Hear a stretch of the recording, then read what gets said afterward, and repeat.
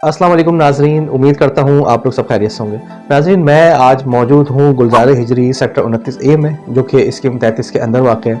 यहाँ पर एक नामी गिरामी रियल एस्टेट जिसका नाम मिर्ज़ा एस्टेट लिंकर्स है। यहीं पर आज बात करने के लिए हमारे साथ मौजूद है जनाब जावेद आरिफ साहब, जो कि CEO है मिर्ज़ा एस्टेट एंड लिंकर्स, और इसी के साथ साथ आप माशाल्लाह international peace committee for interfaith harmony के डायरेक्टर मीडिया सोशल अफेयर्स हैं। समाजी कामों में भी पेश रहते हैं। तो चलिए आइए उनसे बात करते हैं, कुछ उनके हवाले से और कुछ उनके कामों के हवाले से। अस्सलाम वालेकुम जावेद साहब, कैसे हैं आप? वालेकुम अस्सलाम, अल्हम्दुलिल्लाह खैरियत से, आप सुनाइए।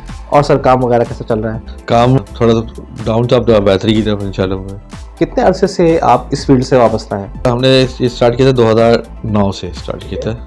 यहाँ की मार्केट की अगर बात की जाए तो दीगर इलाकों की निस्बत कैसी है? अभी इसमें वर्किंग की जा सकती है दूसरे इलाकों के मुकाबले में।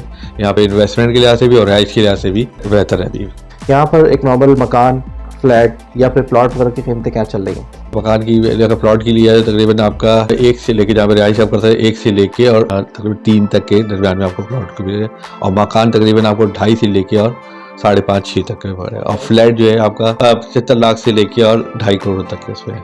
आप यहाँ के अलावा और किन किन इलाकों में डील करते हैं? और यहाँ के अलावा स्कीम 45 में तहसील टाउन में करते हैं, बहरिया पे करते हैं, DHA पे करते हैं, गुलिस्तान जौहर है, गुलशन के इलाके से करते हैं। ऑनलाइन प्रॉपर्टी पोर्टल्स के आने से आप लोगों के काम में कितनी तेजी देखने में आई? तेजी आई थी। अब थोड़ा सा इसमें लोगों को ड्रॉबैक्स ये आएगा, जो प्राइस लिस्ट और अमाउंट डली हुई होती है उसमें और एक्चुअल अमाउंट में बहुत फ़र्क होता है। जैसे फिजिकली जो होती है ज़मीन रेट देता है, उन्होंने फेक, बहुत से हमारे भाइयों ने उनको फेक रेट डाले होते हैं, वो इसलिए कि लोगों को अट्रैक्ट करने के लिए, से क्लाइंट को अट्रैक्ट करने के लिए। जब वो ऑन ग्राउंड आते हैं तो वो रेट जो है बिल्कुल चेंज होते हैं। अच्छा, क्या मटेरियल की कॉस्ट बढ़ने से पुराने घरों की भी कीमतें बढ़नी चाहिए या फिर वही रहनी चाहिए? थोड़ा सा फर्क पहले, क्योंकि हमारे तो फर्क आता है, जो भी चीज़ ने पहले ली था मकान और अब तो सब फर्क है ना, कि यहाँ से कॉस्ट के लिहाज से तो फर्क आ गया, प्लॉट के रेट में फर्क आ चुका है। जैसे नए मकान में उसमें थोड़ा बहुत फर्क होना चाहिए। रियल एस्टेट की फील्ड के अंदर एक ब्रोकर का किरदार कितना अहम होता है? सबसे मेन जो किरदार होता है ब्रोकर ही का होता है। जब आप कोई चीज़ लेने के आते हैं तो आपको चीज़ का तो पता नहीं कि ये चीज़ कहाँ कौन क्या बेच रहा है, तो फिजिकली आपको जो बताने के लिए, तो गाइड करने के लिए तो ब्रोकर ही होगा, आपको फ्रंट पे होता है और आपको गाइड करता है कि किस तरह से कहाँ पे चीज़ लें आप, कौन से आपके लिए बेहतर है, ये किस रेट में होनी चाहिए, किस लिहाज से आप गाइड पे डॉक्यूमेंटेशन के लिहाज से आपको गाइड करता है। एक मकान, फ्लैट या प्लॉट वगैरह लेते वक्त एक आम आदमी को किन बातों का ख्याल रखना चाहिए? मेनली तो जब आप प्लॉट खरीदते तो सबसे पहले डॉक्यूमेंटेशन में देखना चाहिए कि ये किसके डॉक्यूमेंट क्या है, किस पोजीशन में है, ट्रांसफर है तो ट्रांसफर में प्लॉट की क्या डॉक्यूमेंट पूरे हैं, लीज है तो लीज के सब लीज हुई है, सील लीज तो लीज की कंडीशन क्या है, ओरिजिनल उस पर है, कितने साल पुरानी लीज आएगी वो देखें। और फिर फिजिकली जब भी कोई चीज़ आप खरीदें तो आप जो है मेन ये है कि फिजिकली जाके देखेंगे वह है क्या और पोजीशन। अगर कोई पार्टी सौदा कैंसिल कर देती है या बैक हो जाती है तो ऐसे में आप उसके टोकन अमाउंट का क्या करते हैं? मिर्ज़ा एस्टेट लिंकर्स जो है ऐसे, उसमें पहले तो कोशिश होती है कि हम उसको सॉर्ट आउट करें, कोशिश करें ये डील जो है वो जो है फाइनलाइज हो, और इनके अगर कोई होता है तो उसका ये क्या वो चीज़ वापस कर देते हैं, क्योंकि उनकी अमानत होती है और वापस कर देते हैं। इन्वेस्टमेंट पॉइंट ऑफ व्यू के हिसाब से स्कीम 33 का इलाका कैसा है? अभी स्कीम 33 इस वक्त बहुत अच्छी है। अगर आप परचेजिंग जिसको भी करनी है तो अभी बेहतर टाइम है। अभी जो जितनी मार्केट नीचे होनी थी वो हो चुकी है, इंशाल्लाह इसमें अभी मार्जिन बाकी है।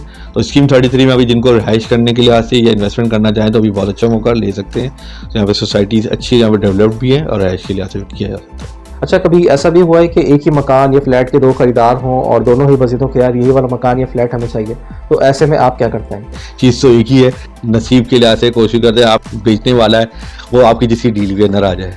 कोशिश होती है जो बेहतर क्या, वरना उनको अल्टरनेट कोई हम दूसरी चीज़ बताते हैं चाहिए, इसके मामले आप दूसरी चीज़ ले लें। एक आम शख्स अगर कभी अपनी ज़मीन बेचने खड़ा होता है तो उसे लगता है कि उसकी ज़मीन मिट्टी है और आपकी ज़मीन सोना है, इस पर आप क्या कहेंगे?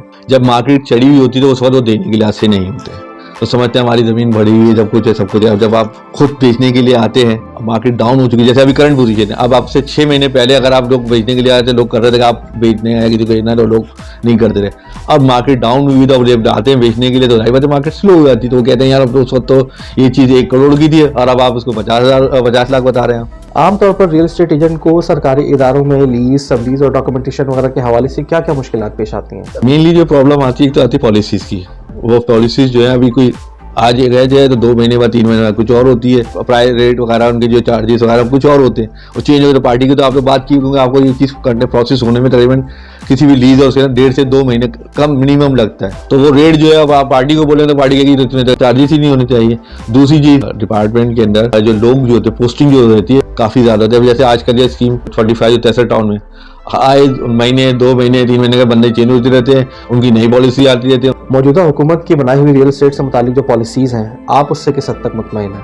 इसमें कुछ रिफॉर्म्स की ज़रूरत है, जो एजेंट्स वगैरह की जो कमीशन वगैरह का है या डॉक्यूमेंटेशन का है, उसके लिहाज से उनको करना चाहिए। हमारे जो एजेंट हज़रात हैं, जो प्रॉपर्टी वाले हैं, उनको भी टैक्सेबल उसमें आना चाहिए, रजिस्ट्रेशन होनी चाहिए। फिर गवर्नमेंट को भी चाहिए कहीं ना कहीं उनको भी सपोर्ट करे। पाकिस्तान से हट के कहीं दूसरे ममालिक में जाते हैं आप, तो वहाँ पे जो है उन्होंने फिक्स किया डॉक्यूमेंट, एक क्लाइंट है वो एक के पास गया तो एक के पास रजिस्टर्ड होता है, उसके बाद वो कहीं पे वर्किंग करता है, उसकी जो पॉलिसी है डॉक्यूमेंटेशन का उस पूरी जिम्मेदारी फिर एजेंट की होती है, फिर कमीशन का भी उनका वो फिक्स हुआ होता ही है। आमतौर पर आप लोगों को बिल्डर प्रोजेक्ट में ज़्यादा फायदा होता है या फिर जो आप लोग रेगुलर चीज़ें बेचते हैं उसमें? रेगुलर में ज़्यादा हुआ है, बिल्डर के लिहाज से थोड़ा सा फर्क आता है कि टाइमिंग्स वगैरह का शेड्यूल के लिहाज से वो चेंजिंग वगैरह होती है। सोसाइटीज़ हैं, ये नॉर्मल ज़मीन है जो आपको एक फिक्स अमाउंट पे मिल गया, आपने उसमें खरीद लिया, उसमें ये होता है हिडन चार्जेज होते वो पता नहीं होते, फिर एंड में जाके लोगों को परेशानी होती।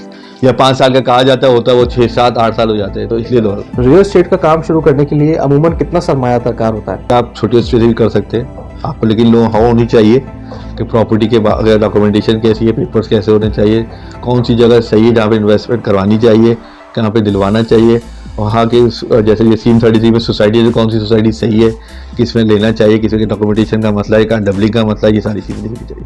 कराची जैसे शहर के अंदर एक आम आदमी के लिए घर लेना कितना मुश्किल हो गया है या फिर बना दिया गया है? बना ज़्यादा दिया गया है, मुश्किल वैसे दिया क्योंकि रेटों में जो है फ्लक्चुएशन है कुछ ज़्यादा ही है कि जो चीज़ 100 रुपये की उसको 1000 रुपये में जाके खड़ा कर देते तो आम आदमी की वजह से प्रॉब्लम आती है। चीज़ें एक्चुअली उस रेट की और इतनी अमाउंट की होती नहीं है, लेकिन हम खड़ा उसको करते क्योंकि डिमांड जो बढ़ जाती है। आने वाले वक्तों में प्रॉपर्टी के काम का क्या मुस्तकबिल नजर आ रहा है? अल्लाह से अच्छी की उम्मीद रखनी चाहिए और उम्मीद है बेहतरी आएगी इंशाल्लाह। 2 साल तो थोड़ा सा प्रॉब्लम आई भी है, लेकिन उम्मीद है इसमें मार्जिन है, बढ़ेगा।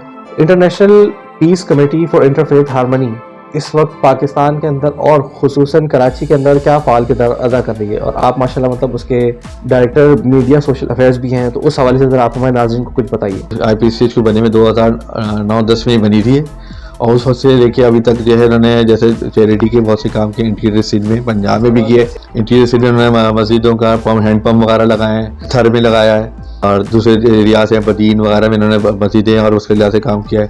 कराची में कोविड वगैरह प्रॉब्लम आया था तो उसमें राशन वगैरह का लोगों ने किया था। जौम कश्मीर के लिहाज से 14 अगस्त के लिहाज से 23 मार्च के लिहाज से हमारे मुख्तलिफ इवेंट होते रहते हैं, सेमिनार्स होते हैं हमारे खवानगी के लिहाज से, बैनुल मज़ाहिब के लिहाज से। इतनी मसरूफियात के बावजूद फैमिली के लिए वक्त निकालना कितना मुश्किल हो जाता है? बट थोड़ा टाइम होता है उसके लिहाज से, उसको मैनेज करना पड़ता है, फैमिली को भी करते हैं। कैसा लगता है जब लोगों से इतनी इज्जत मिलती है, इतना प्यार मिलता है?